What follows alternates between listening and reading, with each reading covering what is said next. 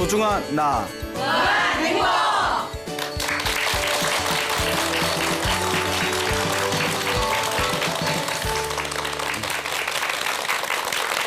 예, 만나서 반갑습니다.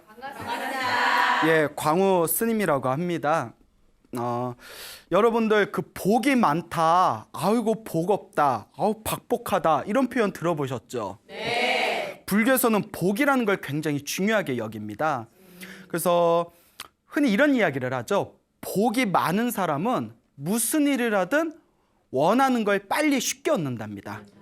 그리고 복이 없는 사람은 원하는 일을 어렵고 더디게 얻게 된다고 합니다.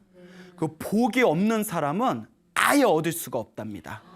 예, 그래서 복이 많을수록 내가 원하는 것을 쉽게 빨리 얻을 수가 있구나. 아, 복이 부족하면 얻기가 힘들거나 복이 없으면 아예 못 얻을 수가 있겠구나.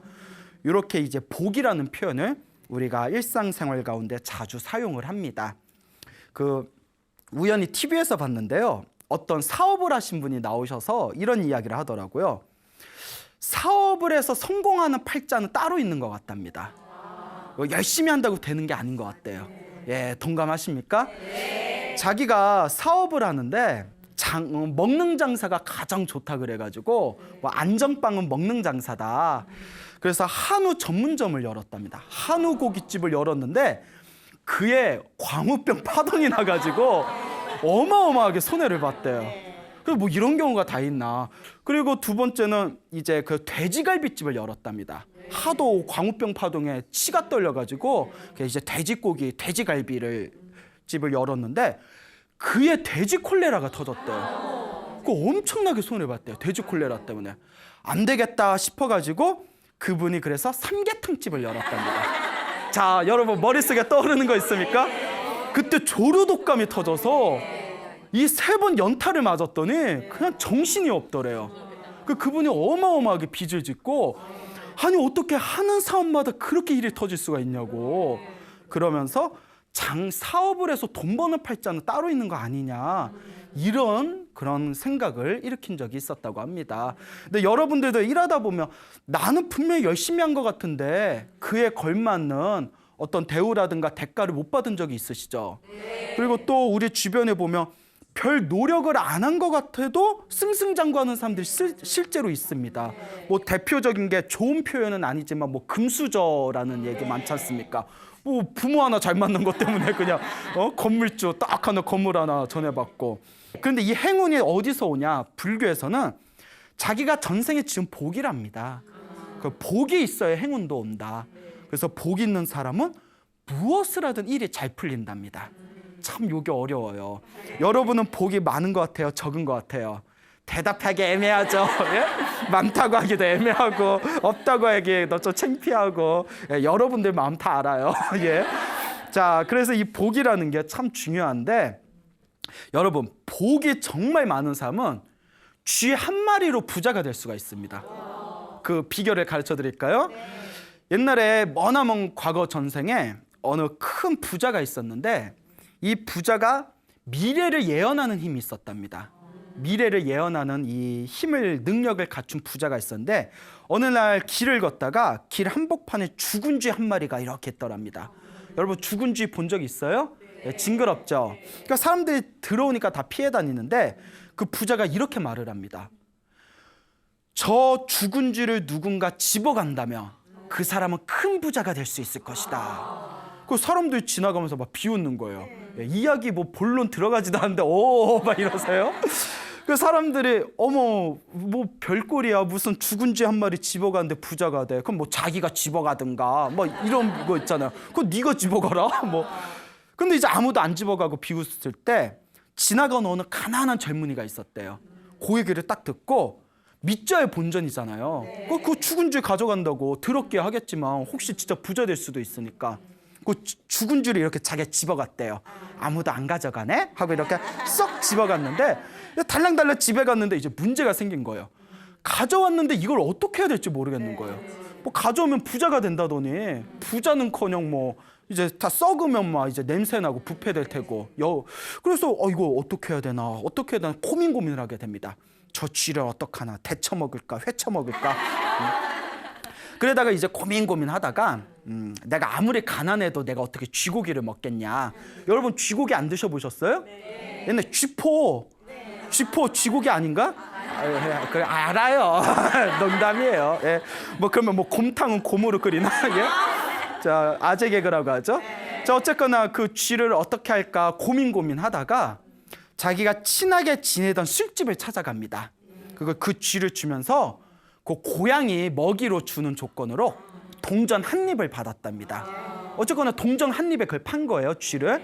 그래도 그 술집 사장님도 평소에 단골이어서 그런가 그걸 또 사줬네요. 그래, 우리 고양이 먹이지 뭐 하고 동전 한 입을 줬는데, 그 동전 한 입을 뭘 할까 하다가 그 밖에서 장사하는 상인들을 보게 됩니다.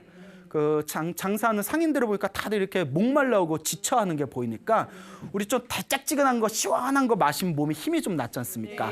우리 아우야우 나 당 떨어졌나 봐 이런 표현 쓰죠. 그리고 그 동전 한 입으로 설탕을 하나 삽니다. 설탕을 사서 깨끗한 물에다가 아주 이렇게 설탕물에 이제 시원하게 만들어서 그걸 이제 그 장사하시는 분한테 팔았어요. 그래서 그 동전 몇 입을 받게 됩니다. 그 동전 몇 입으로 이제 설탕물 장사를 하게 됩니다. 그 설탕물 장사를 이렇게 하다가 어느 날 비바람이 크게 불어서 길에 나무랑 나뭇가지가 우수수수 떨어지게 됩니다. 그러니까 이 젊은이가 설탕물을 팔다가 길에 나뭇가지하고 저기 나뭇잎이 막 떨어져 있는 걸 보니까 그게 왠지 아까운 느낌이 든 거예요. 야, 저거 그냥 버리기가 아깝다. 그래서 주변에 있는 사람들한테 설탕물을 이렇게 무료로 주는 조건으로 저 나뭇가지하고 나뭇잎 떨어진 걸 다 모아서 우리 집 앞에다 좀 쌓아다오 부탁을 합니다. 그 사람들은 뭐 설탕물 한 잔 공짜로 마시고 지나가는 길에 그 하나씩 집에다 놔주면 되니까. 그래서 설탕물을 이렇게 사람들한테 나눠준 뒤에 그 길에 떨어진 나뭇가지와 나무잎을 잔뜩 집 앞에다 쌓아놨는데 양이 좀 됐대요. 꽤 양이 됐는데, 근데 어느 날 때마침 그 그릇을 굽는 그 도자기를 굽는 사람이 있었대요. 근데 이 사람이 도자기 그릇을 구우려면 땔감이 필요하지 않습니까? 때마침 그거 그릇을 대량으로 주문하는 사람이 있어서 그릇을 급하게 빨리 여러 개를 만들어야 되는데 딱 봤더니 땔감이 부족한 거예요. 이거 갑자기 필요할 때 이거 땔감이 떨어졌냐 하고 나와서 어디 뭐 땔감 될 거 없나 찾아봤더니 저기에 괜찮은 나뭇가지하고 나뭇잎이 수북히 쌓여있는 걸 보고 그 집에 가서 그 젊은이한테 이거 안 쓸 거면 나한테 팔으라고 값을 톡톡하게 주겠다고. 그래서 제법 큰 돈을 받고 그걸 팔았어요. 괜찮잖아요. 그러면 이제 이 돈으로, 여러분들 같으면 이 돈으로 야 이거 갑자기 들어온 공돈이니까 오늘은 광란의 시간을 한번 보내봐. 자, 클럽으로 부비 막 이러면 이제 돈을 못 벌어요. 예. 그래서 이제 그 돈을 가지고 더 질 좋은 설탕물을 만든 뒤에 무역 상인들이 모여 있는 큰 시장에 갑니다.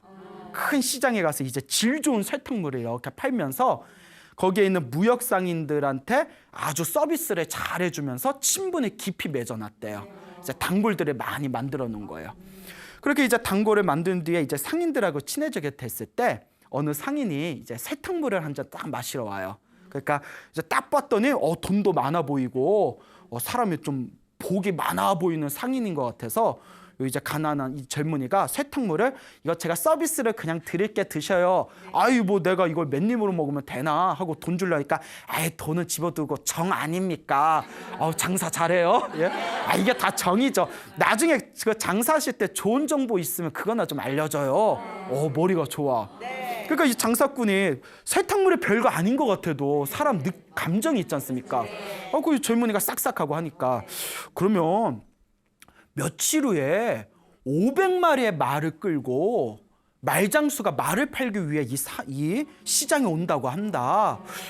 그때 좀 장사 좀 하면 득이 될 것 같은데 하고 나름 고급 정보죠. 정보를 주고 딱 갔는데 이거다 싶어가지고 그동안 모아두었던 돈으로 말먹이 풀을 삽니다. 말먹이 풀을 사요. 일생일대 이제 투자죠. 그리고 그 말먹이 풀을 잔뜩 사놓은 뒤에 500마리의 말을 이끌고 말장수가 시장으로 옵니다. 근데 긴 아주 오랫동안 그 길 위에서 걸어 이제 말을 데리고 왔기 때문에 말들이 다 지쳐 있잖아요. 그러니까 급하게 말한테 뭘 먹여야 되잖아요. 말을 회복시켜야 되니까. 그때 서프라이즈 하면서 오시기를 기다렸습니다. 이거 말먹이풀 기다리고 있었으니까 이거 빨리 먹이라고.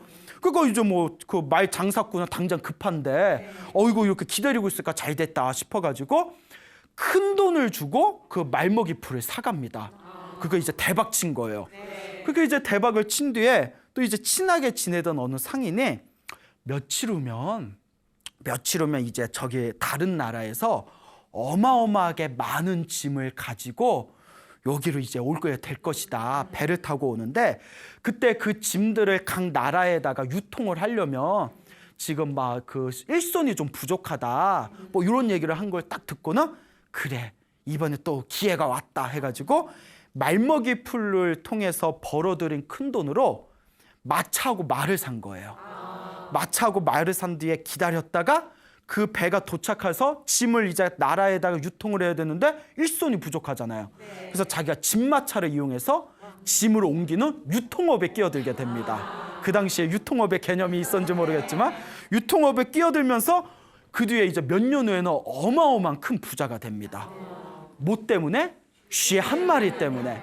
그래서 쥐 한 마리 때문에 자기가 쥐 한 마리를 팔아서 동전을 얻어서 설탕물을 팔아가지고 나무 땔감을 얻어서 그걸 팔아서 더 고급진 설탕물로 상인들의 관심을 산 뒤에 이제 말먹이 풀을 사고 진마차를 사서 유통업을 해가지고 큰 부자가 되었을 때 몇 년 후에 내가 이 은혜는 갚아야 되지 않겠냐. 사람이 은혜는 알아야지. 그거 아주 진귀한 선물을 가지고 그 미래를 예언하던 요 쥐를 집어가는 사람 큰 부자가 될 텐데 라는 사람한테 찾아가서 그 선물을 다 바칩니다. 네, 선생님 덕분에 제가 이렇게 부자가 됐습니다.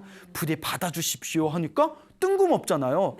나는 당신은 알지도 못하는데 그 자초지종을 딱 듣고 나니까 무릎을 딱 치면서 그 사람이 당신이었구나. 그런데 이거는 나한테 줄 선물이 아니다. 왜냐? 복 없는 사람은 그걸 가져가봤자 부자가 된다 안 된다? 안 된다.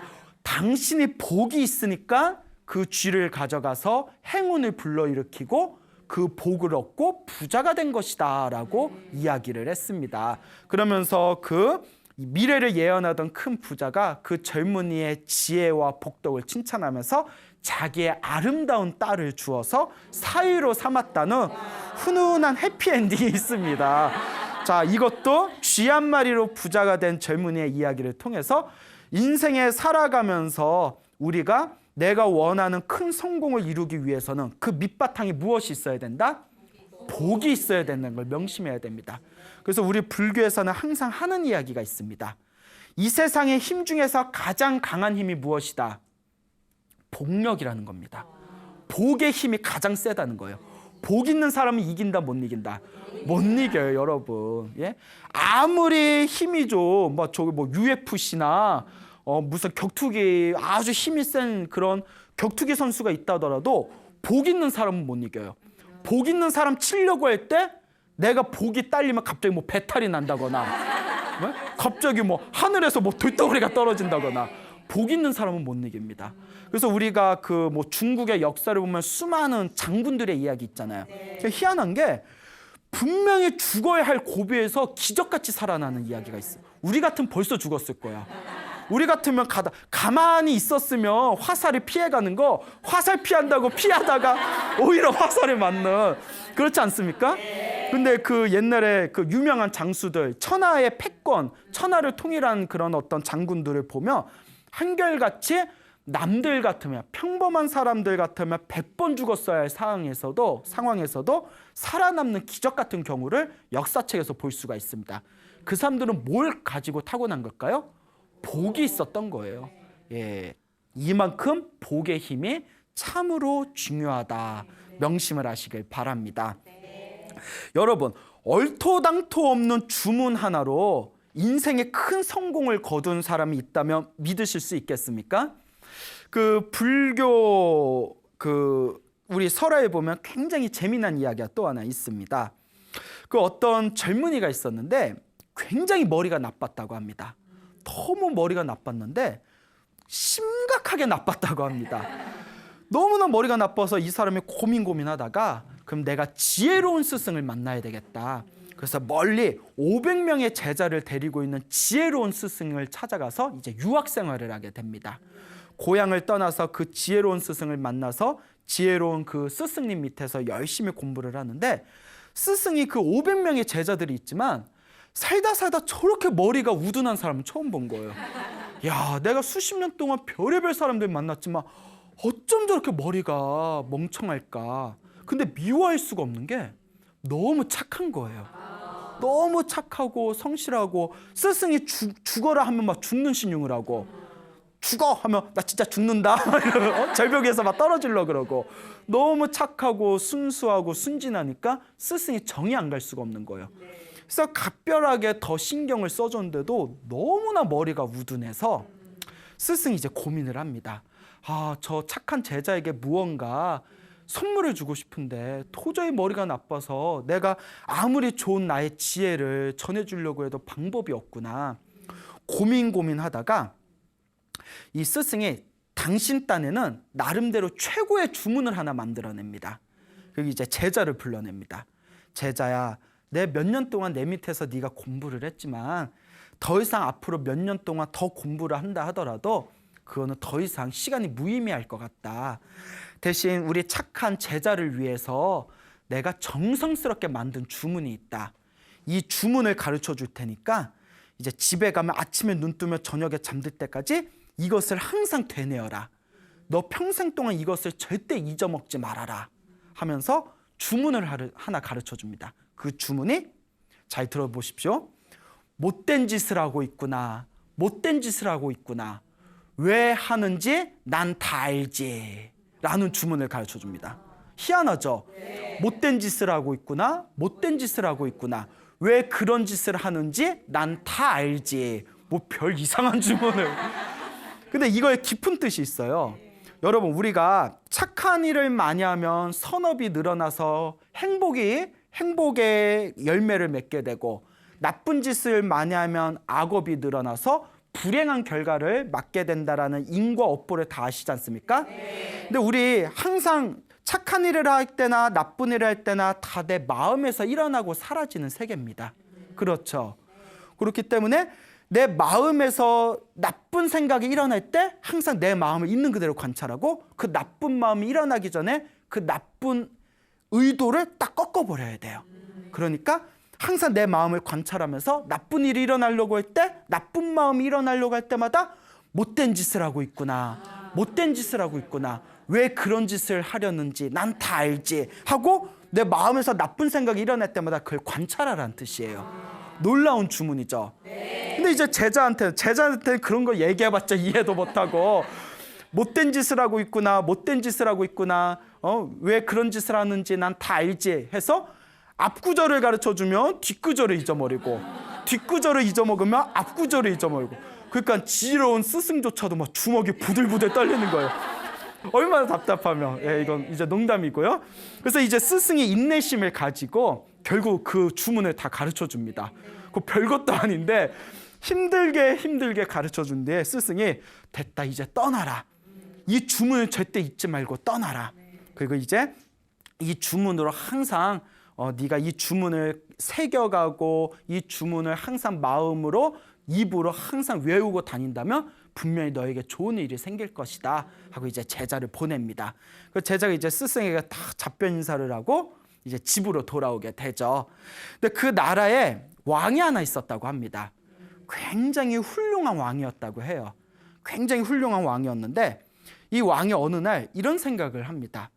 많은 사람들한테 내가 하고 있는 정치가 어떠냐라고 물어보면 다들 내 앞에서 칭찬하기가, 다들 칭찬만 하지 내 앞에서 진정으로 비판하는 사람은 아무도 없구나. 그러니까 내가 사람들의 진짜 속마음을 알고 싶다. 그러니 왕의 입장에서 물어보면 다들 거짓말을 할 테니까 내가 옷을 바꿔가지고 몰래 시장에 가서 사람들이 하는 얘기를 몰래 엿듣고 사람들이 하는 일을 가만히 감시해보자. 그러면 분명히 내가 정치를 제대로 하는지 못하는지 진실이 드러날 것이다. 우리로 말하면 뭐 국정사찰 정도 되나요? 자, 말도 많고 탈도 많은 국정사찰. 자, 하여튼 이제 이렇게 왕이 옷을 변복을 합니다. 일반 평범한 옷을 입고 아무한테도 알리지 않고 몰래 시장에 가서 시장에서 술집에서 막 사람들을 이야기하고 떠드는 걸 몰래 감시합니다. 저 새끼 내 욕하네. 뭐 왕을 욕하네. 막 하면서 다들 어떻게 사나 하고 이렇게 이제 지켜보고 감시하고 엿듣고 있는데 그때 그 젊은이가 그 왕이 몰래 이제 사람들이 엿듣고 있는 것을 있는 그 자리에 이렇게 쓱 지나가는 거예요. 옆에 시장을. 지나가는데 지나가면서 젊은이가 갑자기 못된 짓을 하고 있구나. 못된 짓을 하고 있구나. 왜 그런 짓을 하는지 남 다 알지 하면서 지나가는 거예요. 그 제자는 그 젊은이는 스승이 가르쳐준 주문이라서 그걸 이렇게 주문처럼 외우고 간 건데 왕이 깜짝 놀래가지고 내 정체를 아나? 왕이 몰래 옷을 갈아입고 사람들 무슨 얘기하나 엿듣고 있으니까 아유 왕이라는 사람이 저렇게 못된 짓이나 하고 있고 왜 그런 짓을 하는지 난 다 알아. 놀래가지고 야 평범한 사람이 아닌가 보다.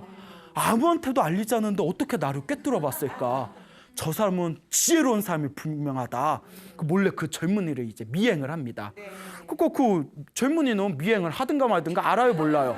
모르죠. 그냥 걸으면서 못된 짓을 하는구나, 못된 짓을 하는구나. 난 다 알지 하면서 집에 쓱 들어갔는데 이제 집 밖에서 왕이 몰래 이렇게 이제 감시를 하고 있는 거예요.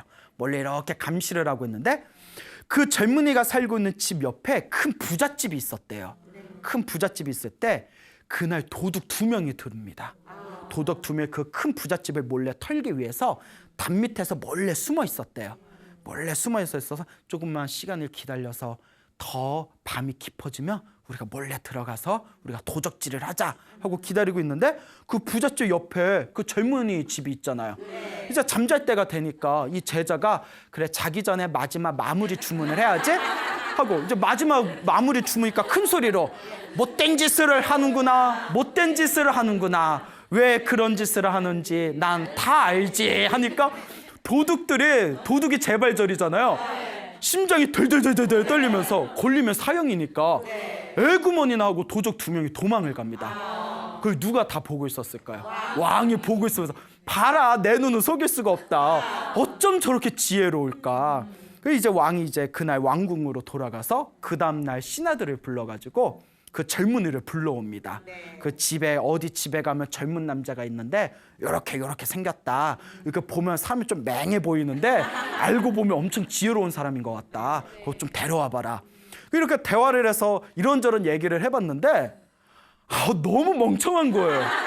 그 왕이 당황해서 지혜로운데 멍청한 척하는 건지 원래 멍청한 놈인데 이게 자기가 지혜로운 걸로 착각을 한 건지 헷갈린 거예요. 우리가 이걸 전문 용어로 뭐라고 하죠? 4글자로 아리까리라고 하죠. 아리까리. 이게 지혜로운 건가 멍청한 건가. 그래서 이제 보다 못해 답답해서 왕이 이렇게 만난 것도 인연인데 그럼 그 주문 좀 가르쳐 주시오 이랬대요. 그 제자가 뭐 할 줄 아는 게 그것뿐이 없으니까 잘 들으십시오. 저는 굉장히 힘들게 외웠습니다. 왕께서도 아마 한 번에 못 외울 수 있으니까 잘 들으십시오 하면서 못된 짓을 하는구나. 왜 그런 짓을 하는지 난 다 알지. 그 왕이 한 번 듣고 그걸 그대로 따라하니까 깜짝 놀래가지고 와 살다 이렇게 똑똑한 분은 처음 봤습니다. 나 이거 한참 걸렸는데 하고 막 안타까워하는 거예요. 그래서 왕이 야 이렇게 순수한 사람이 있다니 하면서 내 이 주문값은 톡톡히 하겠다 하면서 돈 1000냥을 줬답니다. 대단하죠. 돈 1000냥을 딱 줬는데 여기서 이제 끝나도 사실 해피엔딩인데 이제 뒷얘기가 하나 있습니다. 그러니까 이제 그 젊은이를 보내고 며칠 후에 왕이 이제 어느 날 이제 이렇게 수염이 너무 이제 더부룩하게 나서 이제 자기의 전용 이발사를 불러서 면도를 하려고 이발사에 불렀는데 그 이면에 큰 음모가 서려 있습니다. 그 왕의 신임을 받던 총사령관이 있었는데 이 총사령관이 야욕을 품게 됩니다. 내가 저 왕을 내치고 내가 이 나라의 새 왕이 되겠다. 역적 모의를 하게 됩니다. 그래서 그 전용 이발사한테 저 왕을 해치우고 내가 새 왕이 되면 너에게 부귀와 영화를 주겠다. 이발사가 저는 못합니다 하니까 인생 한 번이다. 인생 한 번인데 이 로또 같은 기회 날리겠냐? 대장부답게 이 인생 한 번에 한번 너의 모든 걸 한번 걸어라. 이발사가 그래도 불안한데 너 그러면 이미 내 음모를 알았으니까 너 이 자리에서 나한테 죽을래? 아니면 저 왕의 목을 베가지고 그 대가로 나한테 부귀영화를 받을래? 그 방법이 없잖아요. 그래서 그러면 당신의 뜻을 따르겠습니다. 그러면 이제 왕이 가장 방심할 때 면도를 할 때 이렇게 졸고 있으니까 그때 면도를 한 척하면서 목을 면도날로 따버려라. 무섭죠? 따버려라 이러는 거예요. 그러니까 알겠습니다 해놓고 이제 어느 날 그날이 왔어요. 왕이 이제 딱 정용 이발사를 불러서 나 면도 안 한 지 오래됐지? 면도 좀 해도 이렇게 이제 얘기를 하니까 예 스님 면도를 이제 스님이 아니라 예 왕이시여 면도를 하려면 면도날을 좀 이렇게 날카롭게 갈아야 되겠습니다. 좀 기다리십시오 하고 이제 푹신한 의자에 앉혀놓고 면도날을 서걱서걱 갈아요. 무슨 생각을 했냐면 따려면 한 번에 따야 된다. 한 번에 승부를 봐야 된다. 무슨 마지막 승부야? 예? 한 번에 승부를 봐야 되니까 최대한 날카롭게 갈자. 그리고 서걱서걱 가는데 왕은 이제 줘서 면도날 갈고 있으니까 이렇게 심심하고 무료한 거예요. 빨리 배워주지. 이거 심심해 죽겠네. 자기 죽을 것도 모르고 이렇게 졸려가지고 무료하게 있다가 갑자기 그 주문이 생각난 거예요. 그래서 자기가 그냥 갑자기 주문이 생각나서 그 흥얼거리듯이 못된 짓을 하는구나. 왜 그런 짓을 하는지 난 다 알지. 다 외웠네. 예? 다 외우셨어. 이발사가 그 말을 듣자마자 손을 부들부들 떨면서 그 자리에서 그냥 주저앉아가지고 엉엉 울면서 왕이시여 용서하소서. 그 왕이 자기가 그 얘기한 게 다 음모를 꾸민 걸 다 꿰뚫어보고 자기한테 한 말인 줄 알고 그 왕은 얼떨결에 얘 왜 이래? 웬열? 왜 그래? 그리고 자초지종을 물어보니까 그 음모를 발각을 하게 됩니다. 그래서 총사령관을 불러서 호되게 꾸짖은 뒤에 원래는 사형을 내려야 되지만 그대가 그래도 그동안 내 밑에서 열심히 일한 게 있고 나는 의리가 있기 때문에 한순간 배신했다고 사람을 쉽게 해치지 않는다. 하지만 이거는 정말 용서받을 수 없는 거니까 대신 유배를 가라 해서 멀리 귀양을 보내게 됩니다. 그리고 그 자리에 누구를 불렀을까요? 그렇죠. 그 젊은이, 그 머리가 둔한 제자를 불러서 네가 알고 했건 모르고 했건 너의 그 주문이 아니었으면 나는 죽었을 것이다. 그런데 내가 보기에는 너는 정말 복이 많은 것 같다. 그러니 복 많은 사람이 이 자리에 올라야 되지 않겠냐 하면서 그 우둔한 젊은이를 총사령관에 임명했다는 훈훈한 이야기가 불교설화에 전해지고 있습니다. 근데 중요한 게 있어요. 그 주문을 가르쳐준 스승도 일이 이렇게까지 잘 될 줄 알았을까요? 아니죠. 네 마음을 항상 살펴보고 나쁜 짓을 하지 말아라. 그 뜻으로 가르쳐준 거였고 그 제자도 자기 일이 이렇게 잘 풀릴 줄 알았을까요? 몰랐죠. 아무 생각 없었을 거예요. 정말 아무 생각 없었을 거예요. 그냥 스승이 하라니까 읽고 다녔지. 그 왕도 역시 자기가 그 주문 덕택에 자기가 죽을 목숨에서 살아났다는 걸 알았을까요? 몰랐죠. 바로 무엇의 힘이었을까요? 복입니다, 여러분. 복력입니다. 여러분들 오늘 이 주문 배우셨죠? 이거 읽고 다녀보세요. 예? 사람들이 이상하게 써요. 여러분들 지나갔는데 대통령이 옆에서 못된 짓을 하는구나 이러면 예? 대통령 어떡하지? 눈치챘나? 예? 아니지 않습니까? 자, 그러니까 이게 다 복의 힘이라는 겁니다. 복 있는 사람은 뭘 해도 잘 된다라는 교훈이 되겠습니다. 불교는 사실 깨달음과 지혜의 종교입니다. 원래 깨달음이 목표입니다. 지혜가 목표죠. 그런데 중요한 게 있습니다. 깨달음과 지혜를 얻으려면 밑바탕에 또 뭐가 있어야 된다? 복이 있어야 되는 거예요.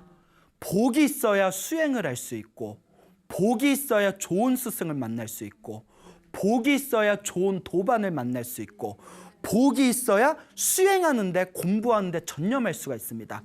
복 없는 사람은 아무리 공부하고 수행하고 싶어도 일이 안 따라져요.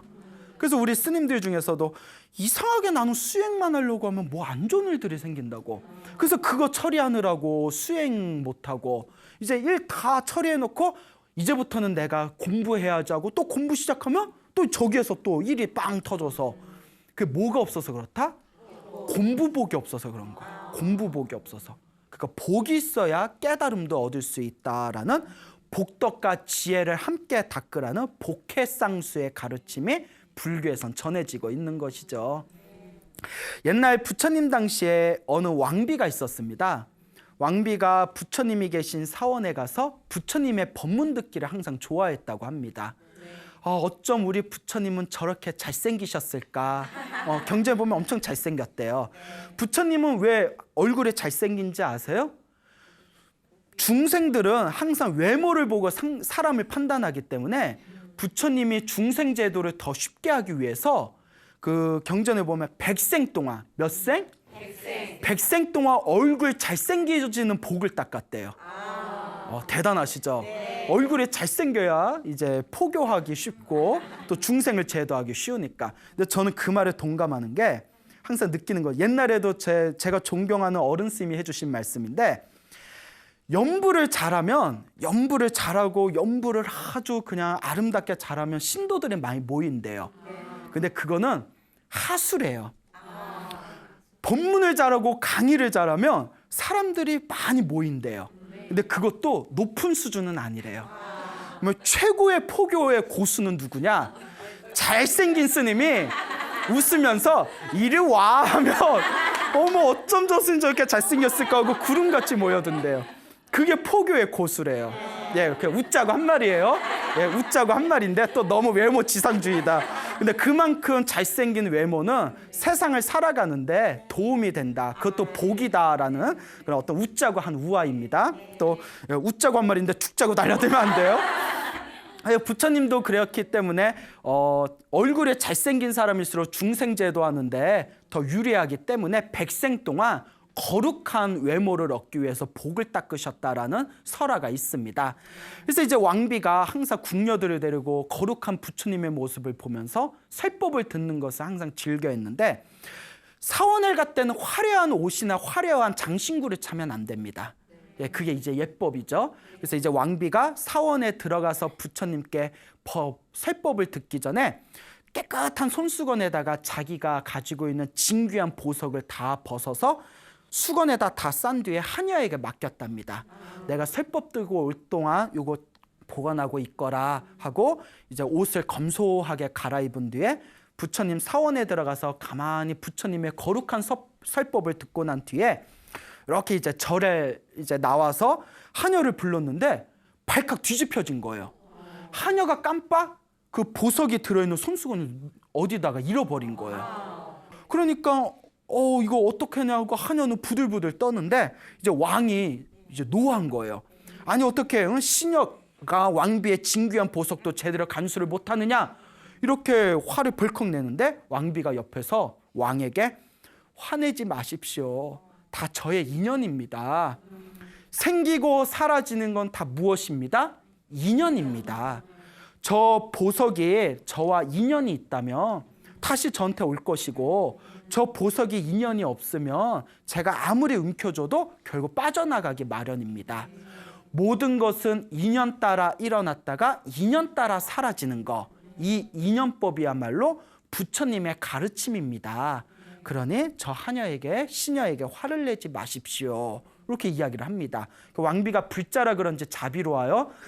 우리 같으면 금가락지 하나만 잊어먹어도 그 발칵 뒤집힐 텐데, 응? 네가 잊어먹었으니까 산에 소송 걸리고 난리 날 텐데.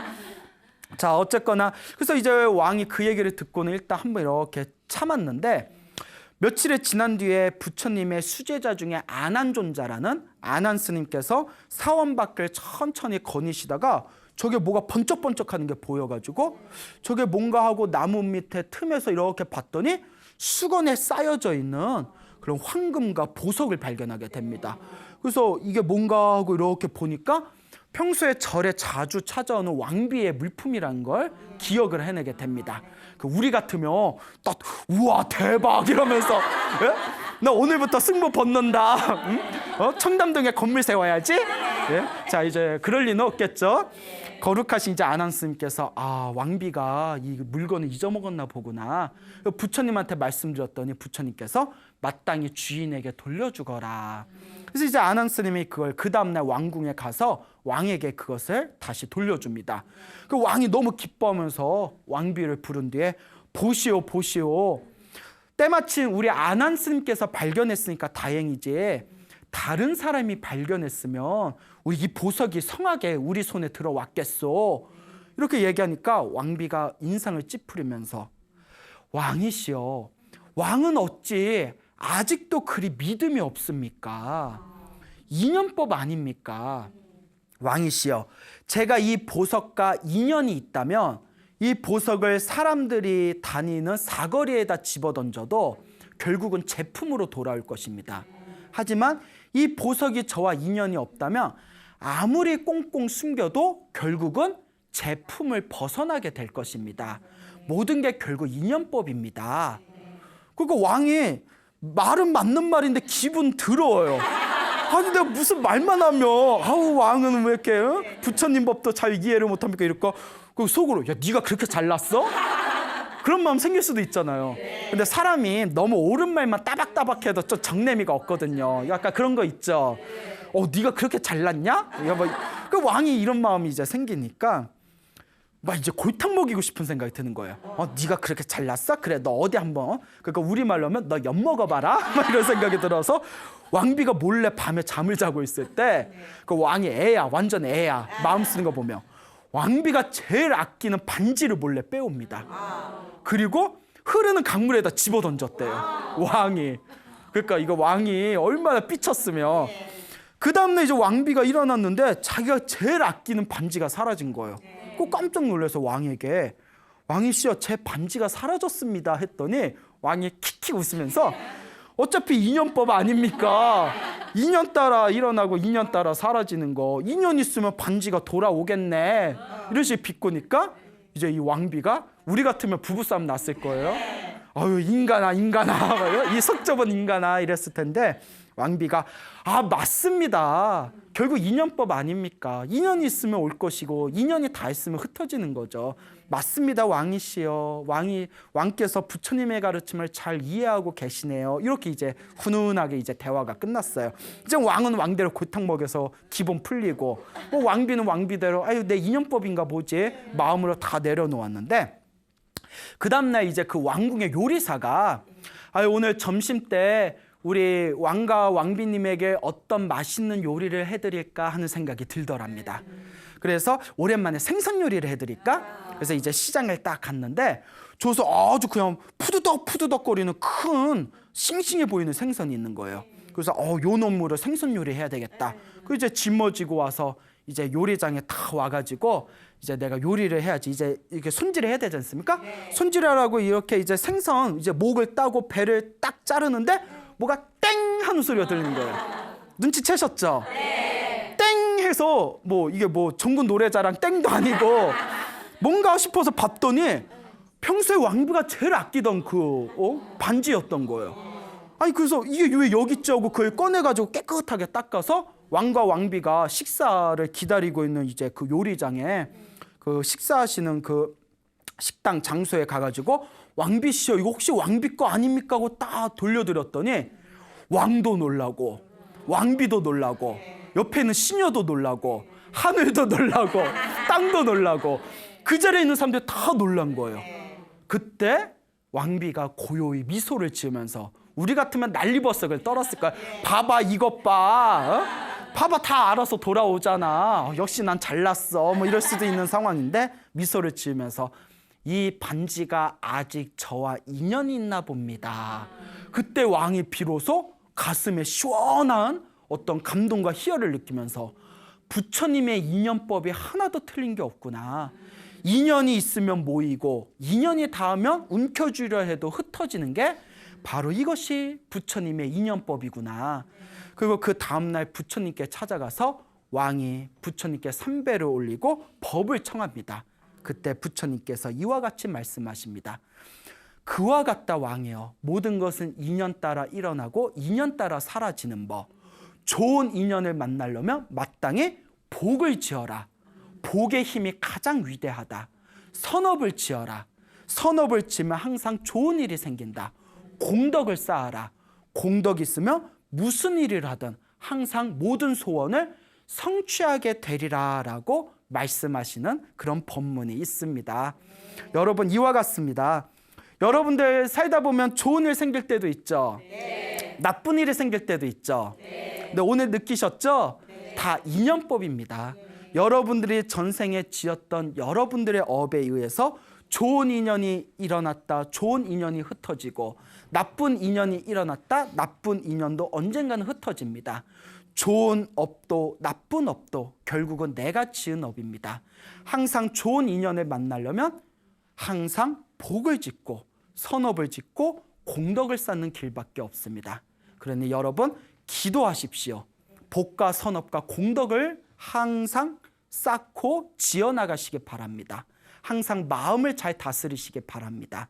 이와 같은 부처님의 가르침을 통해서 여러분들의 삶을 아름답게 가꾸어 나가시기 바랍니다.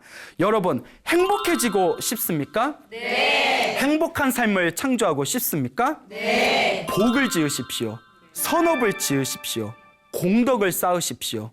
복과 선업과 공덕의 힘이 여러분들을 진정한 행복의 길로 이끌어 줄 것입니다. 여기서 마치겠습니다. 소중한 나